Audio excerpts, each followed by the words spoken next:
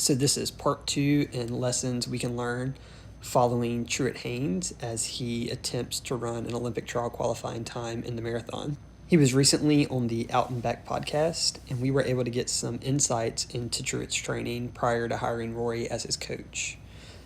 On the podcast, Truett talked about how he has always relied on willpower to achieve his goals, and that is what he was trying to do with the Olympic trial qualifying goal that he has set for himself. And for him, that looked like high mileage. So earlier this year, he was doing 100-mile weeks. He got up to 120 miles per week, and he ended up getting injured, and again, he ended up plateauing. So after hiring Rory, Truett said they have yet to hit 100 miles in a week, and that's because Rory has had him focused on speed development. Okay, here's what Rory said.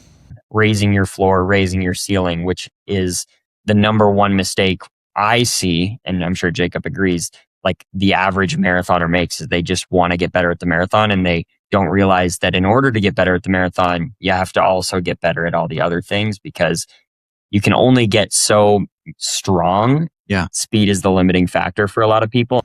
So I actually experienced this myself. I ran a PR in the marathon earlier this year, but before I got into the main marathon block, I spent several weeks doing speed work. A lot of short sprints, hill sprints, 200-meter, 400-meter repeats, and ended up running a sub 245, and also set my 5K PR a couple weeks prior to the marathon and shaved off a minute and a half. And Truett has, if you've been following him, he set his PR in the 5K, in the 10-miler, and even the half marathon most recently. And so that speed development has made him faster in the longer distances.